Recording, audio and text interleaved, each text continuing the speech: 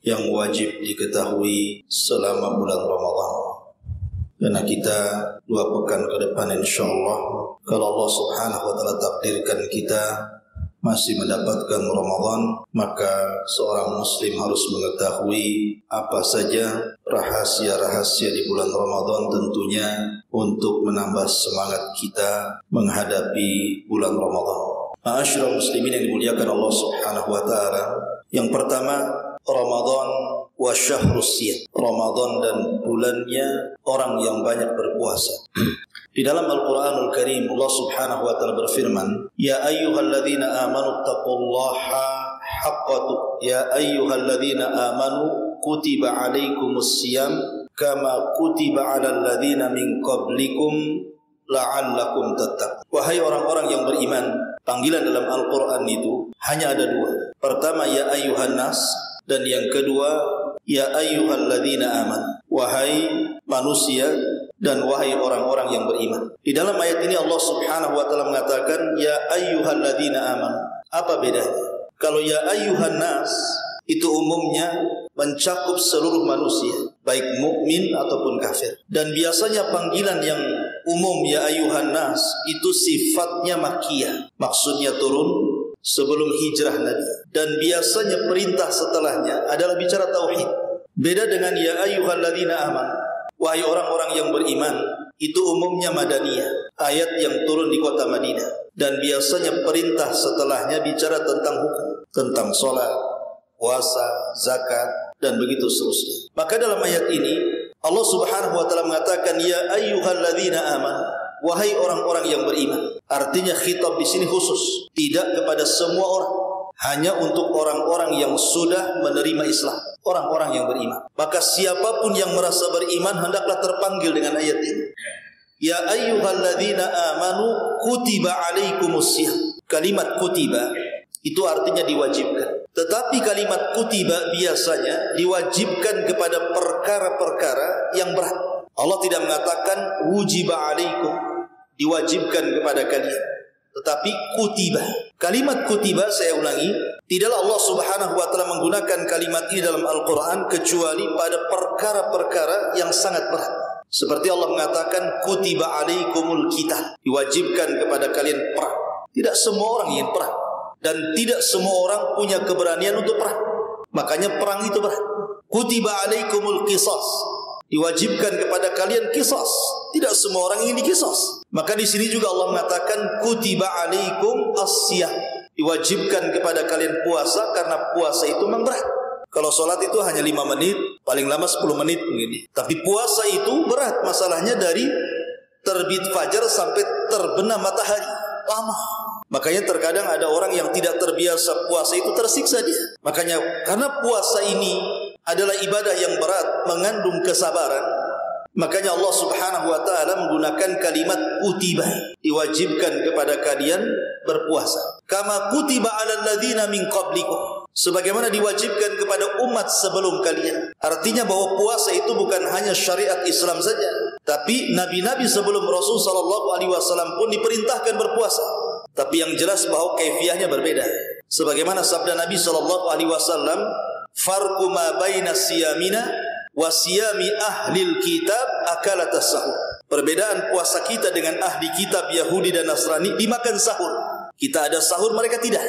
Artinya bahwa perintah wajibnya sama puasa, tapi caranya masing-masing nabi itu punya cara sendiri-sendiri sesuai dengan syariat mereka. La'allakum tattaqun, agar kalian bertakwa. Jadi inti puasa itu adalah husulut takwa. Dan takwa itu kata Nabi SAW hahuna, sambil menunjuk ke dadanya. Takwa ini di sini. Jadi puasa itu bukan hanya semata-mata menahan lapar, menahan dahaga, menahan syahwat, tapi lebih daripada itu adalah membentuk seorang hamba menjadi hamba yang bertakwa kepada Allah Azza wa Jalla. Dan mencari ketakwaan di bulan Ramadan lebih mudah dibandingkan di luar Ramadan. Maka yang pertama adalah puasa. Lalu apa faedah puasa ini? Faedah puasa ini ikhwatu fiddin yang dimuliakan Allah Azza wa Jalla. Puasa ini adalah afdal al-ibadat as-sirriyah. Seutama-utama ibadah-ibadah yang tertutup. Ibadah kan 2 macam. Ada ibadah yang sifatnya zahir, nampak. Seperti sholat, nampak orang sholat. Zakat, nampak bawa harta. Haji, nampak berangkat ke Mekah. Kemudian yang kedua ada namanya ibadah sirriyah, ibadah yang tidak tampak seperti puasa. Macam mana tahu antum, saudara antum sedang puasa, caranya gimana coba? Kalau dia tidak ngomong saya sedang puasa, tidak tahu dia sedang puasa. Umpamanya hari Senin sekarang tadi, Anda tahu bahwa si Anu sedang berpuasa? Tidak bisa. Apa tandanya orang yang berpuasa? Tidak ada. Pucat, jangan-jangan lagi sakit. Suka ngeludah, jangan-jangan sariawan. Pegang perut, jangan-jangan lagi sakit perut. Tidak ada tandanya. Kalau sholat kan nampak tuh takbiratul ikhramnya, rukunya. Haji juga sama. Karena dalam puasa itu ada sirrul ikhlas, rahasia keikhlasan kita dengan Allah Azza wa Jalla. Karena dalam puasa itu ada sirrul ikhlas, rahasia keikhlasan antara kita dengan Allah, maka pahalanya juga akan dilainkan sendiri. Makanya Nabi SAW mengatakan, kullu amal ibni Adam lahu illa siyam, fa innahu li wa ana ajzi bihi. Setiap amalan anak hamba itu diberikan kepada hamba itu sendiri, kecuali puasa. Puasa itu untukku, kata Allah, dan aku yang akan membalasnya. Kenapa dirahasiakan? Karena memang ibadah puasa sendiri ibadah rahasia. Orang nggak tahu kalau kita nggak ngomong sedang berpuasa. Jadi sini ada pelajaran besar bahwa dalam puasa itu dilatih keikhlasan kita. Kemudian lebih daripada itu, bayangkan ikhwan, dalam sebuah hadis Nabi SAW, Rasul bersabda, "Ma min 'abdin yasumu yawman fi sabilillah illa ba'adallahu bidzalika al-yawm wajhahu 'anil nari sab'ina kharifah." Tidaklah seorang hamba berpuasa satu hari saja dalam rangka di jalan Allah Subhanahu wa taala, kecuali Allah akan jauhkan orang yang berpuasa ini wajahnya dengan api neraka sab'ina kharifah, 70 musim.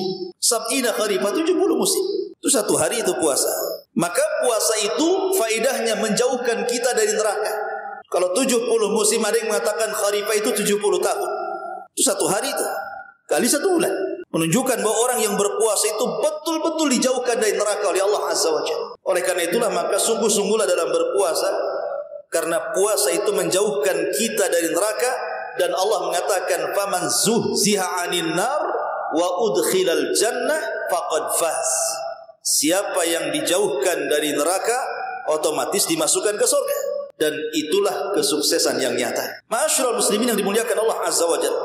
Kemudian kalau kita melihat faedah puasa lagi, puasa itu membentuk kepekaan sosial. Alhamdulillah, antum di Batam ini mungkin merasakan puasa itu Ramadan saja. Tapi ada saudara-saudara kita mungkin di Afrika sana atau di mana, Ramadannya itu tiap bulan tuh. Karena susahnya cari makan, kelaparan, negerinya miskin, puasa tiap hari. Kalau kita kan sebulan saja mungkin ya, selama setahun itu Ramadan saja, karena makanan banyak. Artinya ada di antara hamba-hamba Allah Subhanahu wa taala yang mengalami puasa terus-menerus, kelaparan. Maka puasa itu membentuk kita supaya kita merasakan apa yang mereka rasakan. Ali radhiyallahu anhu suatu ketika bernazar, ketika salah seorang putranya sakit, kalau tidak Hasan Husain. Nazarnya, kalau Allah Subhanahu wa taala sembuhkan penyakit Hasan ataupun Husain, maka saya akan berpuasa 3 hari berturut-turut. Itu nazarnya Ali radhiyallahu anhu. Maka ketika kemudian Allah takdirkan sembuh nih putranya ini, maka Ali pun kemudian memulai melaksanakan nazarnya, berpuasa di hari pertama. Fatimah radhiyallahu anha ketika itu memang kesulitan ekonomi, akhirnya bekerja kepada seorang Yahudi, membuatkan makanan untuk orang Yahudi. Kemudian setelah dia bekerja tentu dapat imbalan. Lah imbalannya ini kemudian digunakan untuk membuat makanan, untuk berbuka, makanan yang lezat, makanan yang enak untuk dia dan suami yang sedang berpuasa. Ketika datang waktu iftar, tiba-tiba kemudian pintunya diketuk. Pas dibuka, rupanya seorang miskin yang sedang kelaparan. Maka Fatimah memberitahu Ali radhiyallahu an bahwa di pintu ada orang miskin yang kelaparan. Bagaimana ini? Kata Ali radhiyallahu an, bagaimana kalau kita berikan makanan lezat yang untuk iftar kita ini kepada dia? Akhirnya kemudian diberikan kepada orang miskin. Sementara Ali dan Fatimah hanya memakan aswadah, kurma kering dan air putih. Kemudian keesokan harinya berpuasa lagi dan Fatimah bekerja lagi kepada seorang Yahudi itu. Kemudian dikasih imbalan. Kemudian dibelikan makanan lagi yang lezat untuk iftar nanti sore. Ketika datang waktu iftar, rupanya diketuk lagi pintunya. Pas dibuka rupanya anak yatim sedang kelaparan. Kata Ali radhiyallahu anhu, bagaimana kalau makan nanti kita berikan kepada anak yatim itu? Kata Fatimah, enggak apa-apa. Akhirnya diberikan kepada anak yatim. Terpaksa Ali dan Fatimah memakan aswa dan legi, kurma kering dan air putih. Kemudian hari ketiga terulang lagi. Yang mengetuk pintu rupanya tawanan Badar, orang kafir, lapar dia. Maka yang harusnya kemudian untuk iftar yang ketiga ini makan lezat, rupanya ada tawanan perang yang sedang lapar. Kata Ali, ya sudah, kita kasihkan makanan itu untuk dia. Ali kembali memakan aswa dan tamar, kurma kering dan air putih. Subhanallah, 3 hari berturut-turut. Dari mana kita tahu kisah ini? Kisah ini menjadikan turun Al-Quran. Kisah Ali ini menjadikan sebab turun Al-Quran dalam surah Al-Insan. Allah subhanahu wa ta'ala mengatakan, yufuna bin nadri wa yakhafuna yawman kana syarruhu mustatira wa yut'imuna ta'ama ala hubbihi miskinan wa yatiman wa asira innama nut'imukum liwajhillah la nuridu minkum jazaan wala syukura inna nakhafu min rabbina yawman abusan qamtarira ila akhiril ayat. Mereka pun memenuhi nadarnya, maksudnya Ali radhiyallahu an dan Fatimah, dan takut akan suatu hari yang azabnya merata di mana-mana. Dan mereka pun memberikan makanan yang disukainya kepada siapa? Pertama, miskinan, kepada orang miskin di hari pertama. Wa yatiman, hari kedua anak yatim. Wa asira, hari ketiga orang yang ditawan. Sambil berkata, sesungguhnya kami memberikan makan kepadamu hanyalah karena mengharap keridhaan Allah. Kami tidak mengharap balasan dan terima kasih dari kamu. Sungguh kami takut azab pada hari ketika orang berwajah masam dipenuhi kesulitan. Lihat kisah ini, menjadikan orang peka jadinya. Ali radhiyallahu anhu puasa dari pagi sampai sore, dia merasakan lapar. Ketika melihat anak yatim, melihat orang miskin, melihat tawanan perang yang kelaparan, akhirnya apa? Wa yu'thiruna ala anfusihim walau kana bihim khasasa. Diberikan kepada orang lain walaupun dia sendiri susah. Jadi puasa itu mengajarkan kita kepekaan sosial. Kalau seandainya kemudian orang itu berpuasa tapi bakhil, berarti tidak mengajarkan puasanya kepada kedermawanan. Padahal Nabi SAW kalau datang puasa itu dikatakan oleh Aisyah radhiyallahu anha, kana ajwadun nas. Rasul itu orang paling dermawannya manusia ketika datang Ramadan. Luar biasa. Ini yang pertama, Ramadan dan puasa, dan banyak lagi nanti kita tambah-tambah. Yang kedua, Ramadan itu ikhwan adalah kesempatan kita untuk mampu melawan musuh-musuh kita. Musuh manusia itu ada 3. Pertama hawa nafsu, yang kedua syaitan, dan yang ketiga al-a'da. Musuh-musuh dari luar seperti munafik, orang-orang kafir. 3-tiganya bisa dikalahkan di bulan Ramadan, dan itu susah dikalahkan di luar Ramadan. Yang pertama hawa nafsu. Hawa nafsu bisa dikalahkan dengan puasa. Hawa nafsu bisa dikalahkan dengan puasa. Wa nahan nafsa 'anil hawa fa innal jannata hiyal ma'wa. Kenapa hawa nafsu bisa dikalahkan dengan puasa? Perhatikan hadis Rasul. Rasul sallallahu alaihi wasallam bersabda, "Ya ma'syaras sabah, man istata'a minkumul ba'ah falyatazawwaj, fa innahu aghaddu lil basari wa ahsanu lil faraji." Wahai anak muda, kalau kalian sanggup menikah, menikahlah, karena itu bisa menundukkan pandangan dan menjaga kemaluan. Faman lam yastati', kata Rasul, tapi kalau tidak bisa, fa'alaikum bisyam, maka wajib kalian untuk puasa. Kenapa? Fa innalahu wija, karena puasa itu benteng kita dengan hawa nafsu. Kemudian juga kalau kita melihat macam-macam hawa nafsu, yang paling bahaya itu kan 4. Hawa nafsu yang paling bahaya itu 4. Pertama, kasratul aqli, banyak makan. Yang kedua, ya termasuk kasratul aqli wasyurbi, banyak makan dan minum. Yang kedua, kasratul kalam, banyak bicara. Yang ketiga, kasratul manam, banyak tidur. Yang keempat, kasratu mukhalatatin nas, banyak bergaul dengan manusia. Ini sebab hawa nafsu terbesar. Pertama, banyak makan dan minum. Karena kalau orang terlampau kenyang, makan dan minum, tidak dijaga sama sekali, maka dia akan malas untuk ibadah. Orang yang banyak makan, apalagi hobi kuliner gitu, ini akan menyulitkan orang untuk ibadah. Dan Ramadan mengurangi itu, mengurangi makan minum. Gimana mau makan minum? Ditahan, tidak boleh makan minum. Dari pagi sampai sore tak boleh makan minum. Yang kedua, banyak bicara. Karena orang yang banyak bicara itu banyak salahnya biasanya. Orang kalau banyak bicara itu mesti banyak keplesetnya. Kalau banyak keplesetnya banyak dosanya. Kalau banyak dosanya pasti neraka tempatnya kan itu. Lah ketika puasa orang malas bicara. Coba saja orang puasa. Saya aja ceramah siang-siang udah kehausan. Malas orang bicara itu. Kemudian juga kasratul mana, banyak tidur. Orang puasa itu harusnya susah tidur kan lagi lapar nih. Anehnya orang yang puasa tidur aja. Ada ya. Harusnya orang yang puasa susah tidur. Karena orang lapar tuh susah tidur biasanya. Mungkin sengaja malamnya begadang sampai sahur ya. Di malam siangnya ditidurkan sekali. Kemudian kasratu mukhalatatin nas, banyaknya bergaul dengan manusia. Kalau di luar Ramadan antum janji dengan kawan jam seberapa saja di warung kopi mana saja bisa. Coba kalau siang-siang Ramadan diajak jalan mau nggak? Mikir deh. Jadi 4 hawa nafsu ini terkalahkan di bulan Ramadan dengan puasa. Dari sini menunjukkan bahwa sedikit banyak hawa nafsu bisa ditekan. Karena hawa nafsu kan tidak bisa dihilangkan, hanya bisa ditekan. Kemudian yang kedua syaitan.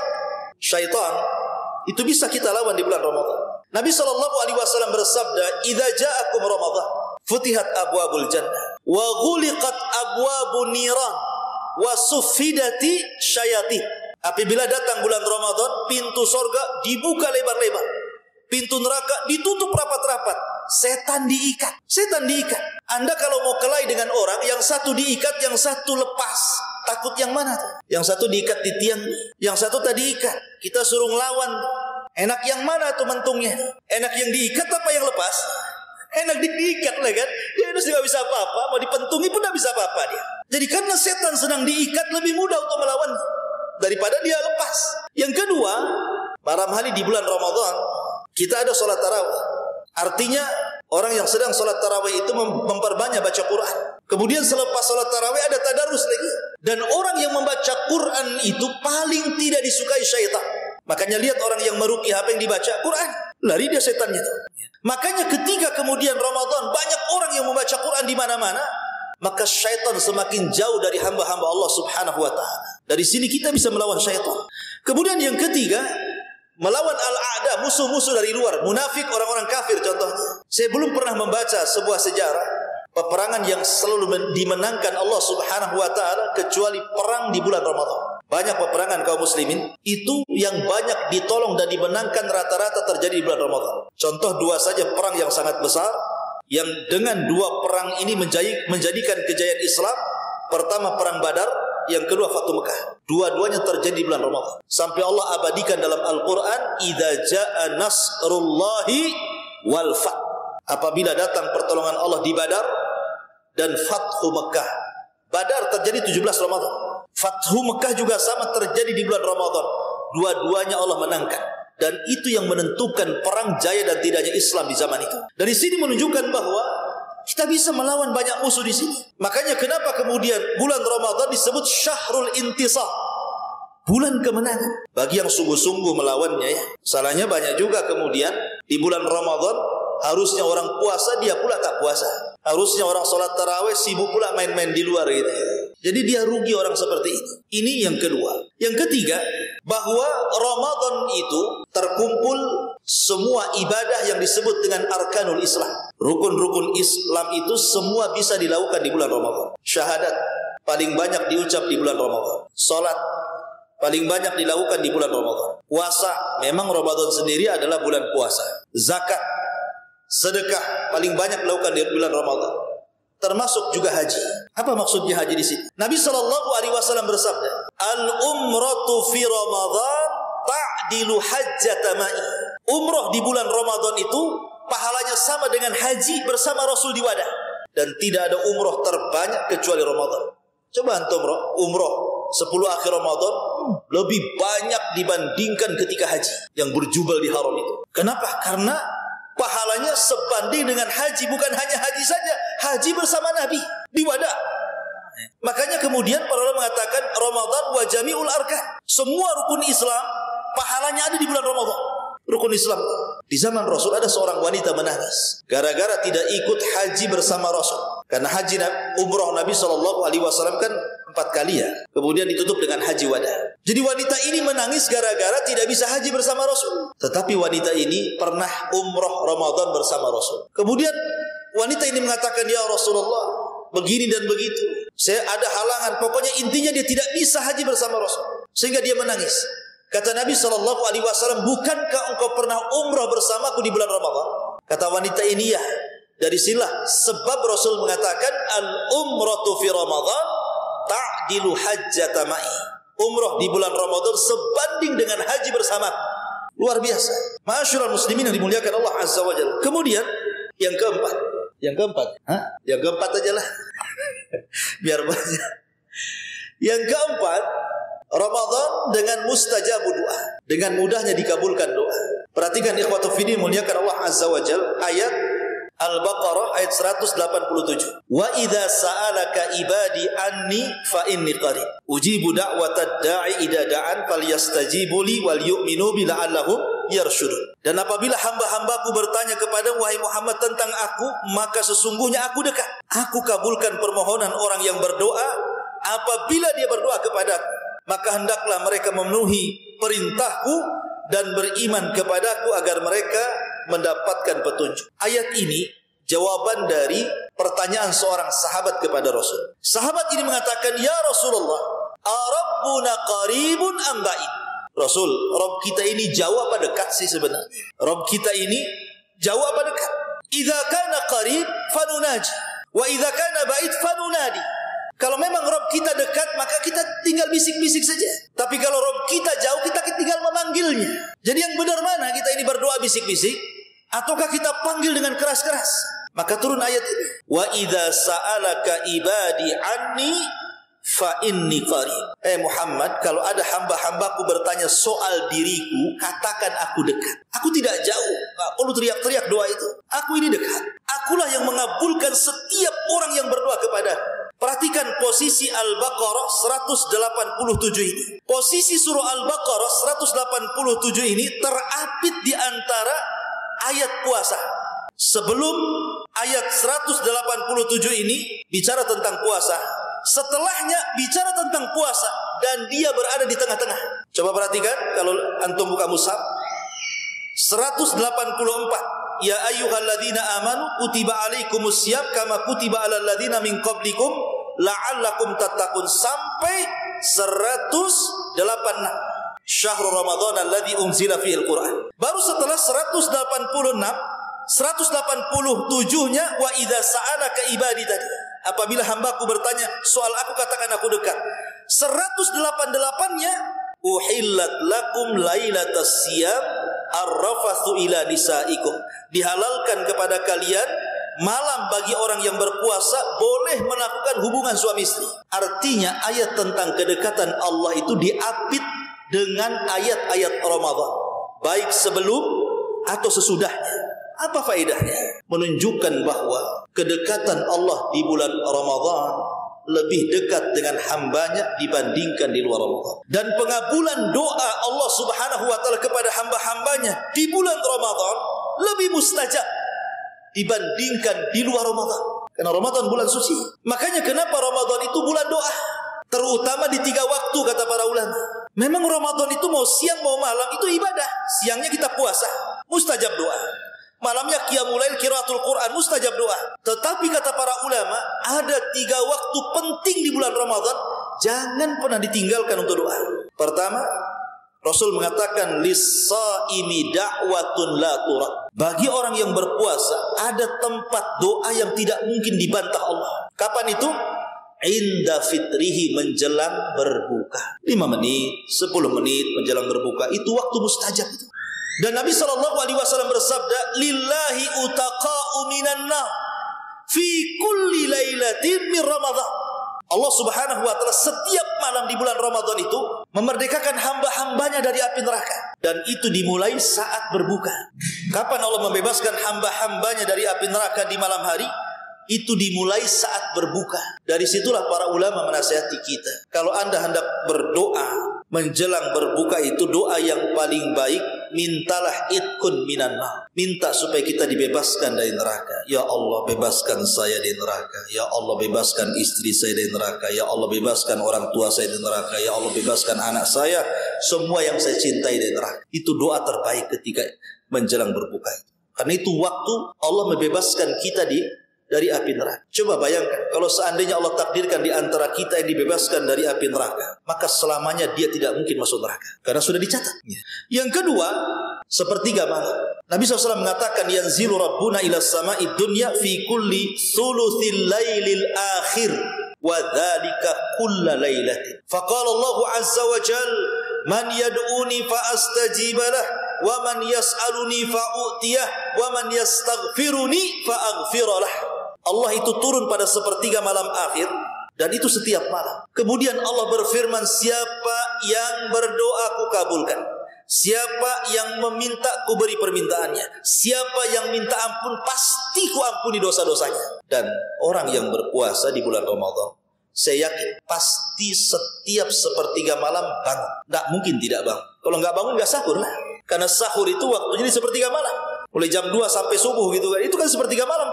Artinya bahwa kalau Anda di malam-malam biasa selain Ramadan lah ya, untuk bangun sepertiga malam itu tidak bisa kecuali karena kebelet kencing. Dingin, kebelet kencing gitu ya, baru bangun. Masuk kamar mandi, balik lagi ke kamar. Tapi kalau Ramadan, walaupun kita tidak bangun, pasti ada yang bangunkan. Apalagi di desa ada obrok-obrok gitu kan. Biasanya kan anak-anak kecil itu biasanya tangtong gak jelas. Gak bangun pun dibangunkan coba. Masjid-masjid teriak-teriak sahur, sahur. Apalagi ada itu pakai lagu pula kan gitu. Nggak bangun pun dibangunkan coba. Nikmatnya gimana kita? Lah artinya ketika kita diberikan kesempatan bangun di sepertiga malam, dan itu setiap malam, di situ Allah memberikan kesempatan loh. Siapa yang berdoa dikabulkan, siapa yang meminta diberi, siapa yang minta ampun diampuni. Cobalah waktu sahur itu 5 menit, 10 menit, apa susahnya angkat tangan ke langit, minta supaya diampuni dosa-dosanya. Mintalah, terserah apa permintaan kita. Itu waktu mustajab itu. Ini yang kedua. Yang ketiga, ba'da salatil fajri ila tulu'is syams. Selepas subuh sampai terbit matahari meninggi 1 tombak. Itu waktu berkah. Rasul bersabda, Allahumma barik li ummati fi bukuriha. Ya Allah, berkahi umatku di waktu paginya. Itu waktu berkah, ikhwan.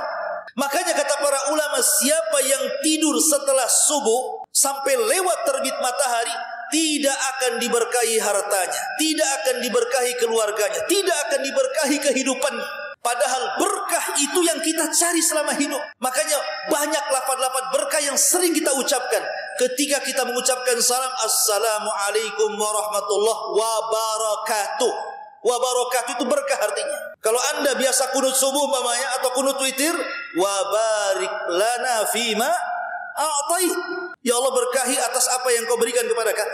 Kalau Anda datang kepada orang yang menikah, selesai akad, barakallahu lakuma wa baraka alaikuma wa jama'a bainakuma fi khairin. Semoga Allah berkahi kalian berdua. Berkah doa itu. Tidak usah dirinci semoga banyak anaknya, banyak. Tidak perlu. Karena belum tentu banyak anak itu berkah. Berapa banyak yang punya anak 10-10-10-nya jadi penjahat. Tidak berkah. Banyak harta tidak berkah. Yang kita perlu itu keberkahan. Makanya Ayub alaihi salatu wassalam, ketika dia baru disembuhkan dari penyakitnya itu, 18 tahun penyakitnya itu, dia sabar. Ketika dia mandi, disembuhkan penyakitnya betul-betul. Dikembalikan kesehatannya, dikembalikan masa mudanya, dikembalikan anak-anaknya, dikembalikan hartanya. Akhirnya Ayub kaya lagi, anaknya banyak lagi, badannya sehat lagi. Mandilah Ayub di sungai. Setelah mandi di sungai, ternyata turun hujan. Bukan hujan air, rupanya hujan itu belalang emas. Jaradun minad dhahab. Belalang, hujan belalang, emas semua. Coba bayangkan, emas turun dari langit berupa belalang. Sama Ayub dikutip-kutip itu emas-emas itu. Ketika itu Allah mengatakan, ya Ayub, tidakkah cukup nikmat yang sudah kuberikan kepada?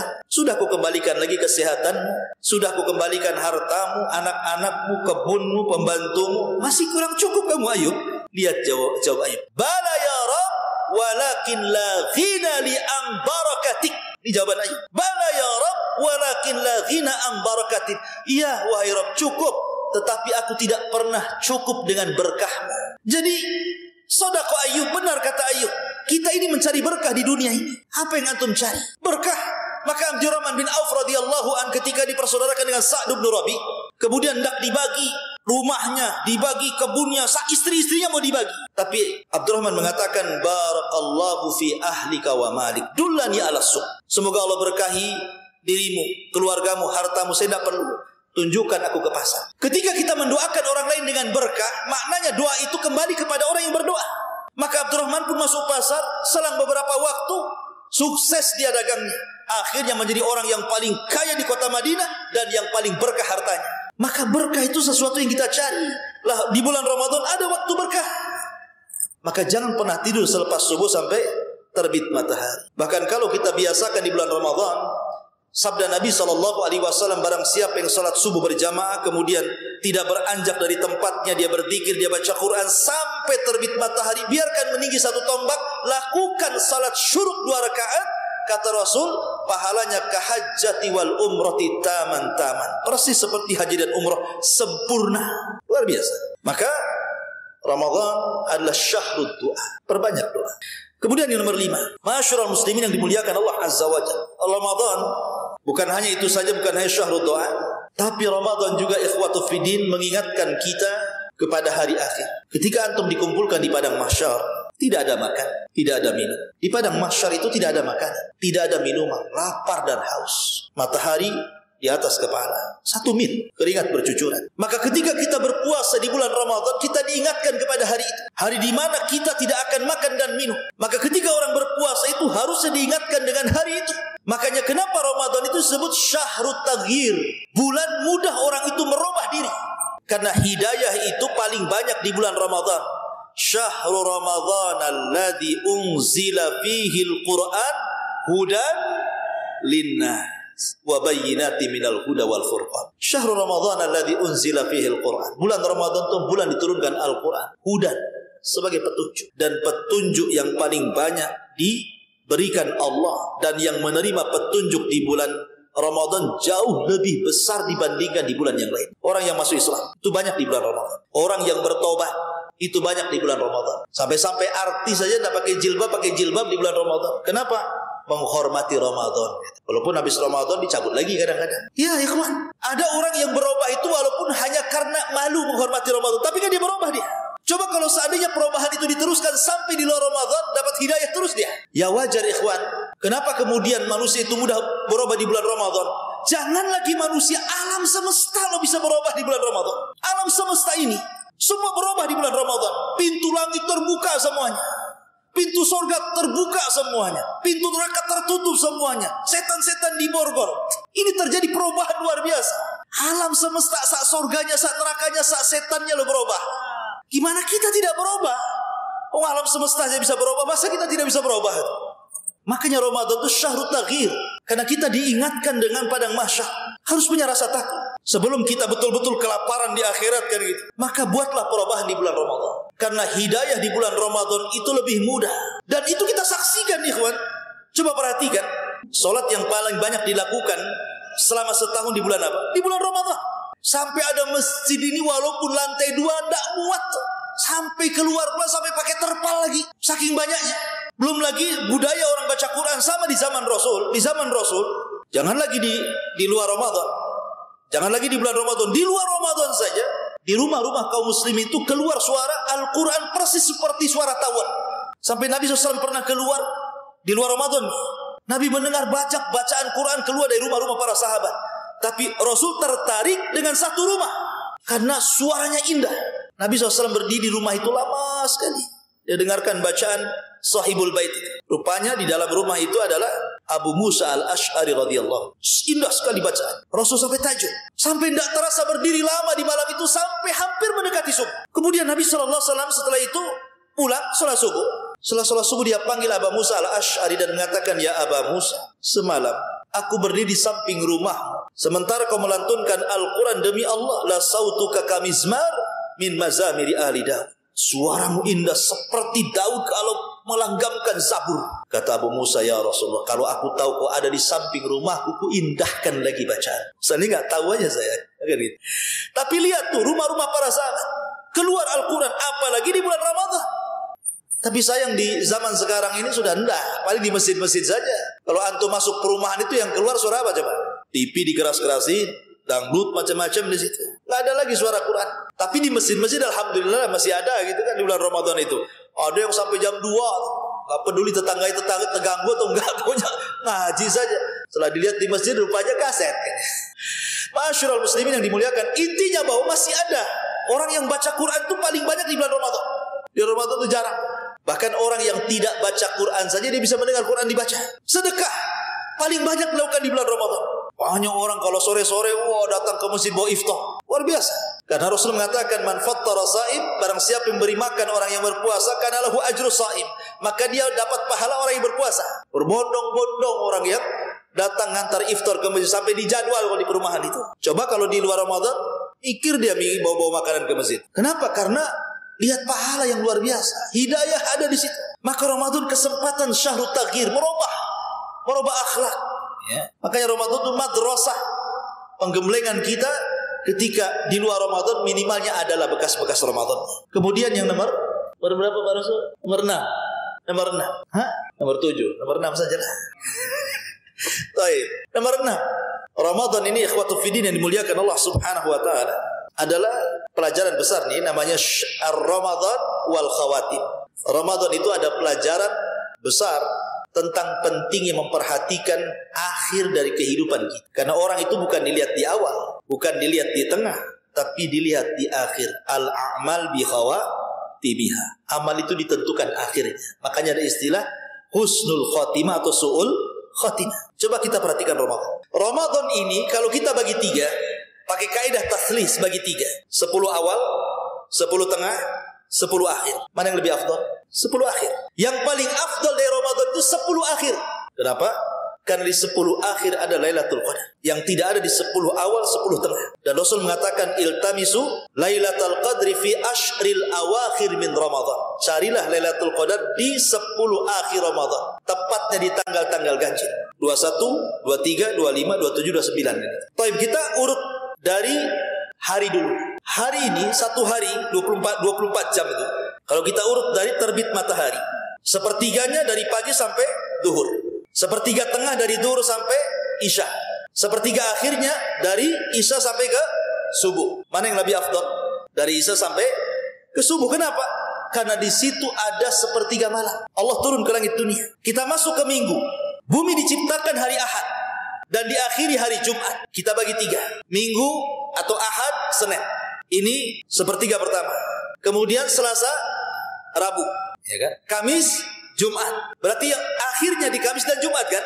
Karena Sabtu kan tidak. Karena cuma 6 hari penciptaan langit dan bumi itu. Dimulai dari Ahad, diakhiri hari Jumat. Itulah penciptaan langit dan bumi. Berarti ketemunya Kamis dan Jumat itu di akhir. Di situ ada puasa Kamis dan Jumat sendiri adalah pemimpinnya hari. Di situ diciptakan Adam, di situ Adam dimasukkan ke sorga, di situ Adam dikeluarkan dari sorga, di situ kiamat dibangkitkan kan itu. Ini kalau hitungan minggu, tetap yang paling akhir yang afdal. Hitungan bulan. Hitungan bulan dimulai daripada Muharram, itu kan 1, bulan 1. Muharram itu bulan 1 kan.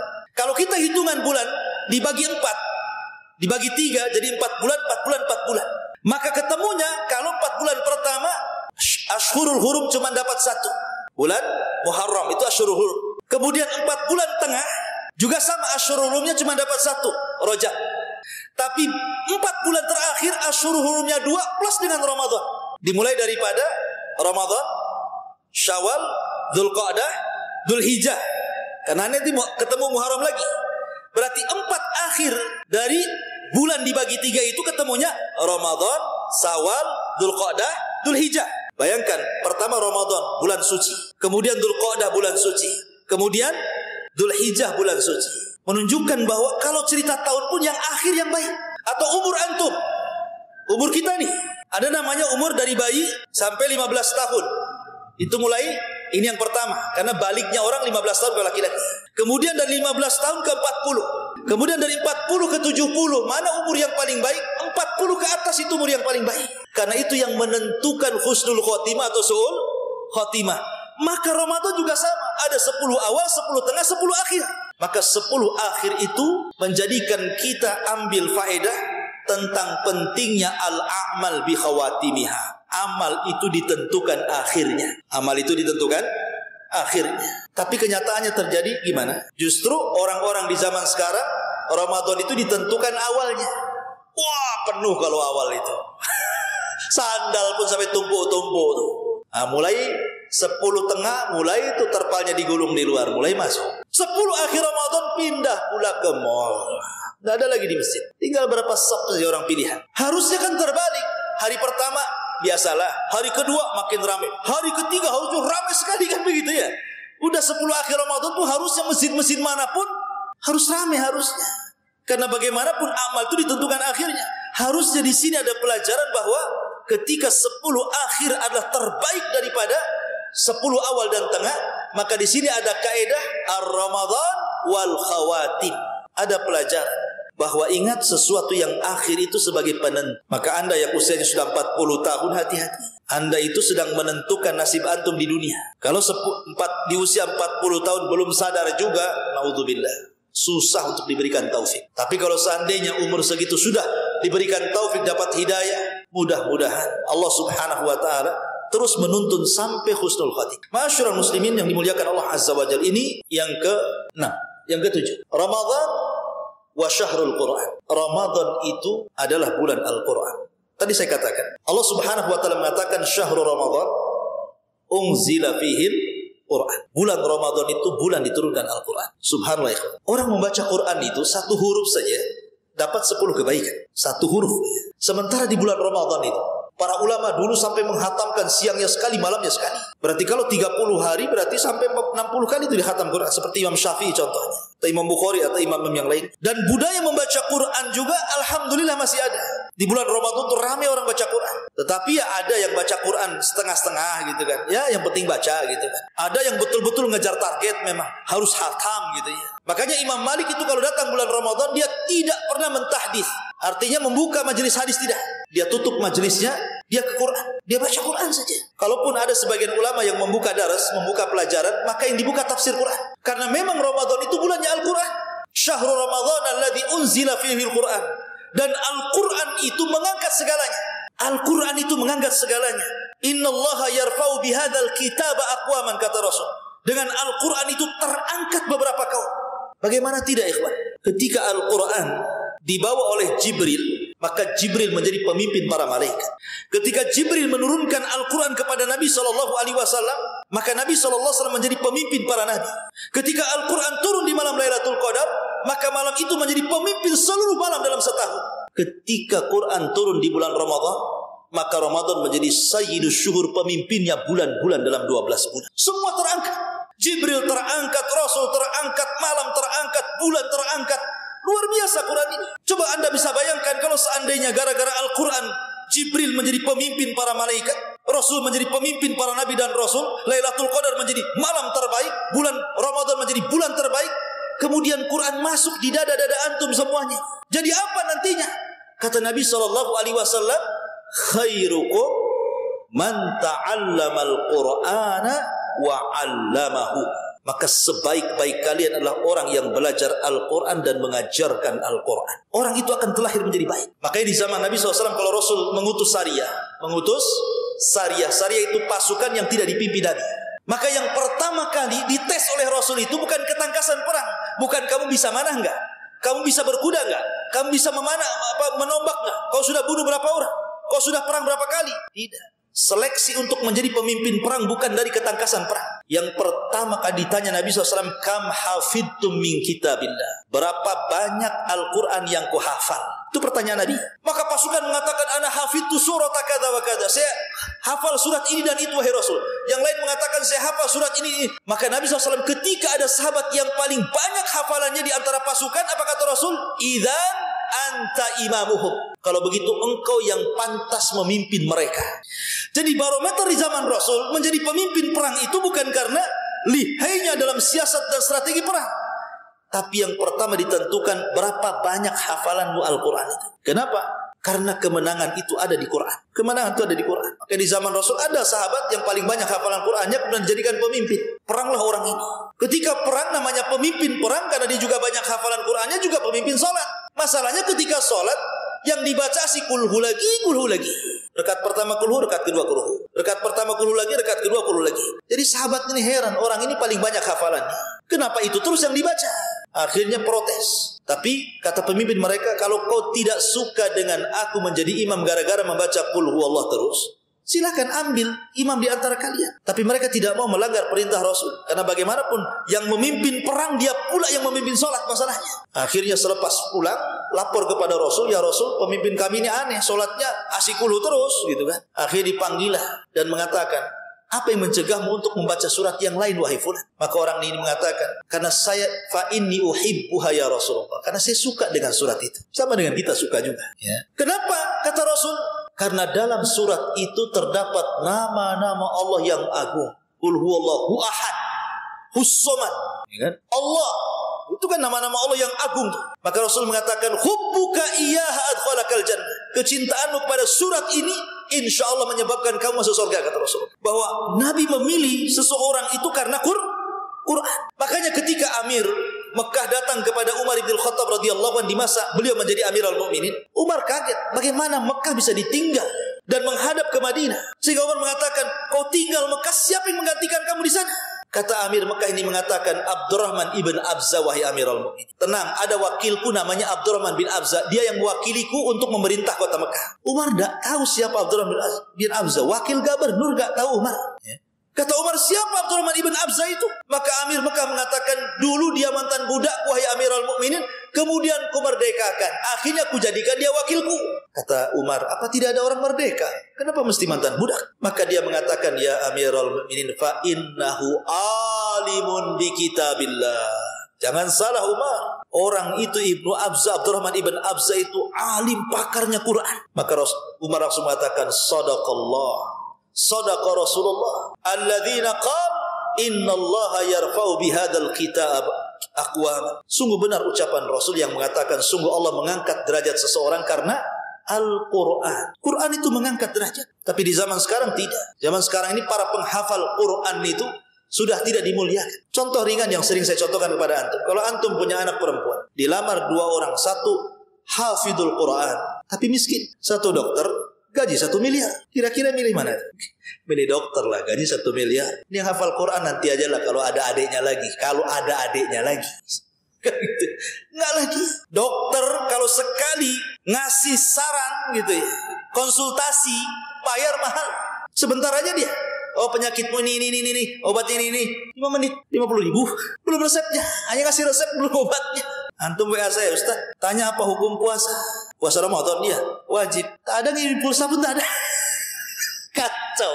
Konsultasi agama loh. Padahal agama yang menyelamatkan antum dari dunia. Tak ada orang gara-gara konsultasi saya ditransfer duit. Syukran Ustaz, jazakallahu khairan. Atas jawabannya saya kirim 100 ribu. Wah enak tuh kalau Ustaz kayak gitu. Ini enggak ya. Soal dunia saja bayar mau ngeluarin tuh. Tapi akhirnya tak ada. Lihat gaji guru TPQ dengan gaji universitas itu yang ngajar matematika, ngajar apa-apa. Berapa gaji TPQ? Pada jelas-jelas ngajar akhirat loh, yang menjadikan orang selamat dunia akhirat. Makanya kalau di zaman dulu betul-betul dimuliakan ulama. Agama dimuliakan. Makanya wajar kalau seandainya Allah mengatakan wa qala ar-rasul inna qaumi ittakhadhu hadzal qur'ana mahjura. Berkata Rasul, sesungguhnya kaumku nanti suatu ketika akan meninggalkan Al-Quran sedikit demi sedikit. Harusnya momen Ramadan adalah momen kita mengagungkan Al-Quran kembali. Karena itu bulannya Al-Quran. Ini yang nomor 7. Yang nomor 8. Bulan Ramadan adalah syahrul maghfirah. Bulannya mudah orang itu diampuni dosa. Ibadah vital di bulan Ramadan itu cuma 3. Ibadah pokok di bulan Ramadan. Pertama puasa, jelas. Yang kedua tarawih. Yang ketiga Lailatul Qadar. Kalau disebut Ramadan tidak lepas dari 3 perkara ini. Puasa, tarawih, Lailatul Qadar kan itu. Perhatikan hadis Nabi SAW. Man shoma Ramadanan imanan wahtisaban ghufira lahu ma taqaddama min dhanbi. Man qama Ramadanan imanan wahtisaban ghufira lahu ma taqaddama min dhanbi. Wa man qama Lailatul Qadrin imanan wahtisaban ghufira lahu ma taqaddama min dhanbi. Barang siapa yang berpuasa, dia meyakini kewajibannya, beriman dengan kewajibannya, mengharap pahala Allah, diampuni dosa-dosanya. Barang siapa yang qama, maksudnya qama di sini salat tarawih, penuh dengan iman dan mengharap pahala Allah, diampuni dosa-dosanya. Barang siapa yang menghidupkan malam Lailatul Qadar, penuh iman dan mengharap pahala Allah, diampuni dosa-dosanya. Lihat 3 hadis ini redaksinya hampir mirip. Yang satu bicara tentang puasa, yang satu bicara tentang tarawih, yang satu bicara Lailatul Qadar. Dan semuanya berfaedah mengampuni dosa kita. Makanya Ramadan diambil dari 3 huruf mim, ra, mim, dad. Ramadha yarmadu ramadanan. Kalau tasrifnya seperti itu. Artinya apa? Membakar. Apa yang dibakar? Yang dibakar itu dosa kita. Yarmadu dzunub, kata para ulama. Ramadan itu tempat pembakaran dosa. Dosa kita ini dihapus, makanya Ramadan disebut Ramadan. Karena membakar dosa. Makanya sangat aneh kalau seandainya orang masuk di awal Ramadan, kemudian keluar Ramadan, kok satu dosa pun gak diampuni dulu. Apa ada yang seperti itu? Ada. Makanya Jibril alaihi salatu wassalam, suatu ketika Rasul naik ke atas mimbar. Di mimbar pertama, Rasul mengatakan amin. Naik ke mimbar kedua, Rasul mengatakan amin. Naik ke mimbar ketiga, Rasul mengatakan amin. Kemudian Rasul berceramah.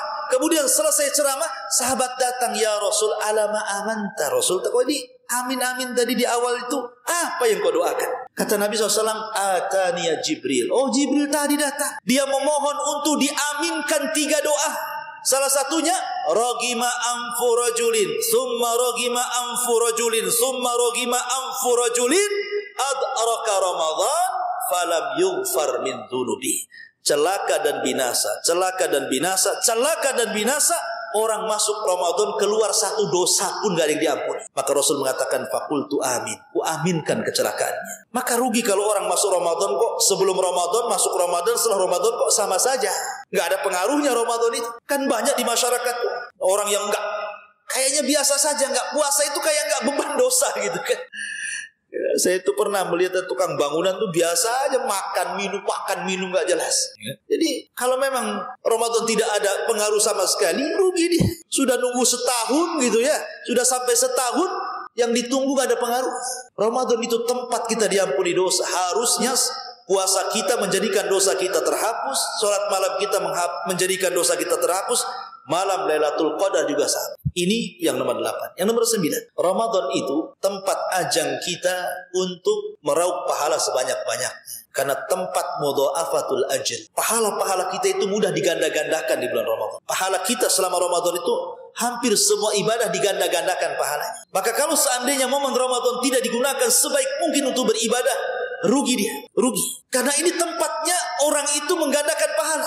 Selama setahun mungkin kita lalai tidak membaca Quran, lalai tidak sholat malam, lalai tidak berzikir, lalai tidak puasa. Ini Ramadan kesempatan. Karena biasanya kalau ibadah rame-rame itu lebih mudah dibandingkan ibadah sendiri. Contoh qada Ramadan.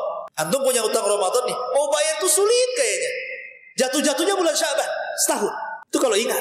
Tapi kalau ibadah rame-rame itu kan semangat tuh. Kayak puasa rame-rame kan semangat kita, walaupun lapar-lapar, malu juga kita mau buka. Minimalnya ada malu lah kan itu. Kalau tidak ikut tarawih sendiri kayaknya gimana gitu. Lah dari situ sebenarnya kita sudah dibantu untuk merangsang ibadah sebenarnya. Apalagi di bulan Ramadan itu ada satu malam yang menentukan takdir kita setahun yang akan datang. Lailatul Qadar. Dan Lailatul Qadar itu Allah hanya menyebutkan akhirnya, tidak menyebutkan awalnya kan. Salamun hiya hatta matla'il fajr. Disebutkan akhirnya waktu fajar, tapi tidak disebutkan awalnya. Inna anzalnahu fi lailatul qadr wa ma adraka ma lailatul qadr. Lailatul qadri khairum min alfi syahrin tanazzalul malaikatu warruhu fiha bi idzni rabbihim min kulli amrin salamun hiya hatta matla'il fajr. Tidak disebutkan awalnya, hanya disebutkan akhirnya waktu fajar. Lalu kapan awalnya Lailatul Qadar? Kata para ulama, malam itu terbagi menjadi 2. Ada malam indallah, ada malam indannas. Ada malam menurut Allah, ada malam menurut manusia. Kalau malam menurut kita ketika terbenam matahari, masuk malam, itu kata kita. Tapi indallah di sisi Allah beda. Nabi SAW bersabda, yata'aqabuna fikumul malaikatul laili wa malaikatul nahar. Allah memberikan tugas kepada para malaikat untuk mencatat kebaikan kita itu. Ada malaikat yang sipnya malam hari, ada malaikat yang sipnya siang hari. Ini khusus mencatat kebaikan, beda dengan raqib atid. Baik buruk dicatat dia. Tapi malaikat yang ditugaskan ini, yang malam sama yang siang ini khusus mencatat kebaikan saja. Ketemunya di mana? Ketemunya di 2 sholat. Pertama sholat asar, yang kedua sholat subuh. Allah berfirman kepada para malaikat, ma taraktum ibadi. Sedang apa kau tinggalkan hamba-hamba? Maka malaikat ini mengatakan, atainahum wa hum yusallun wa taraknahum wa hum yusallun. Kami datang mereka sedang salat ya Rabb, kami tinggalkan pun mereka sedang salat. Maksudnya kami datang mereka sedang salat asar, menurut malaikat siang dan kami tinggalkan mereka sedang salat subuh. Kata malaikat malam, kami datang mereka sedang salat subuh ya Rabb, kami tinggalkan mereka sedang salat asar. Makanya orang yang menjaga dua salat ini, kata Rasul, man hafadha ala baradaini dakhalal jannah. Siapa yang menjaga dua salat asar dan subuh dipastikan masuk surga. Jadi Lailatul Qadar itu dimulai waktu asar, diakhiri waktu fajar. Ini Lailatul Qadar. Dan di malam itu kalau antum bisa menghidupkan satu malam, maka antum mendapatkan pahala seolah-olah antum beribadah 84 tahun atau bahasa Quran 1000 bulan. Khairun min alfi syahr. Usia kita loh belum tentu sampai 84 tahun. Banyak orang yang 70 tahun sudah meninggal. Kalau seandainya kita dapat malam Lailatul Qadar satu Ramadan saja, itu sudah membandingi usia kita loh ya. Gimana kalau seandainya usia antum sekarang sudah 40 tahun, kemudian mulai akil balik 15 tahun, sudah berapa lewat tuh Ramadan sama kita itu? Kalau setiap Ramadan antum mendapatkan Lailatul Qadar, kali saja kan begitu ya. 84 tahun kali 30 kali Ramadan. Berapa ratus tahun seolah-olah kita punya usia dan kita habiskan untuk ibadah, ikhwan. Luar biasa. Dari sini menunjukkan bahwa sebenarnya walaupun umat ini pendek-pendek usianya, umat dulu panjang-panjang, tapi kita umat yang pendek usia bisa menjangkau panjangnya usia umat dulu dengan cara mendapatkan Lailatul Qadar itu. Maka Ramadan adalah tempat kita untuk meraup pahala sebanyak. Kemudian yang terakhir, akhwatu fiddin muliakan Allah Subhanahu wa taala. Ramadan juga mengajarkan banyak hal, terutama dua sifat yang menjadikan orang masuk surga. Pertama sabar, yang kedua syukur. Dua sifat ini paling banyak orang Allah memasukkan manusia ke dalam surga karena kesabarannya. Makanya Allah mengatakan apa? Ketika para malaikat menyambut orang yang masuk surga, apa ucapan malaikat? Salamun alaikum bima sobartum fa ni'ma uqbadah. Keselamatan bagi kalian, wahai penduduk surga, karena kesabaran kalian. Artinya sabar ini yang paling banyak memasukkan orang ke surga. Karena malaikat ngomong begitu. Ketika orang masuk surga, itulah sambutan malaikat. Salamun alaikum bima sabartum, karena kesabaran kalian. Yang kedua syukur. Makanya para nabi itu banyak disifati dengan abdan syakura, hamba yang bersyukur. Dan sabar bisa diraih dengan puasa, sementara syukur bisa diraih dengan qiyamul lail. Mana dalilnya? Ketika Nabi SAW sudah menua usianya, kemudian pecah-pecah kakinya, datang Aisyah radhiyallahu anha, ya Rasulullah, sudahlah, kau sudah tua, tengok kakimu bengkak-bengkak, cukupkan dengan yang wajib-wajib saja, tidak perlu lagi mengerjakan yang sunnah. Kata Nabi SAW, ya Aisyah, afala akuna abdan syakura. Wahai Aisyah, salahkah saya menjadi hamba Allah yang bersyukur? Ketika Aisyah meminta agar Rasul berhenti sholat malam, Rasul mengatakan tidak. Salahkah saya menjadi hamba yang bersyukur? Dari sini menunjukkan bahwa sholat malam itu melahirkan syukur, dan puasa itu melahirkan sabar. Dan sabarnya mencakup 3. Orang puasa itu mencakup 3 kesabaran. Sabar dalam menjalankan perintah, sabar dalam menjauhi larangan, sabar dalam menghadapi ketentuan qada dan qadar. Itu ada di puasa semua 3-tiganya. Sabar melaksanakan perintah untuk tidak makan, tidak minum sampai terbenam matahari. Sabar, karena ini perintah. Kemudian sabar untuk tidak terjerumus kepada larangan. Yang halal saja tidak boleh, apalagi yang haram. Menggauli istri itu halal, siapa yang bilang haram? Tetapi dilarang. Di bulan Ramadan kan dilarang, tidak boleh orang puasa menggauli istrinya. Yang halal dilarang, bagaimana mungkin kemudian yang haram? Yang mubah saja dilarang. Makan minum itu kan mubah, tapi dilarang juga, apalagi yang haram. Kemudian ketika kita merasakan lapar, haus, itu takdir Allah Azza wa Jalla. Maka 3 kesabaran itu ada dalam puasa. Makanya kenapa puasa itu pahalanya tidak terkira. Innama yuwaffas sabiruna ajrahum bighairi hisab. Sesungguhnya pahala bagi orang-orang yang sabar akan diberikan tanpa batas. Makanya puasa itu milikku, kata Allah, aku yang akan mengganjar. Begitu juga syukur. Maka 2 sifat ini terkumpul, penyabar dan bersyukur. Sabar dengan puasa, syukur dengan qiyam al-lail. Wallahu a'lam, dan banyak lagi faedahnya, tapi sudah jam 9.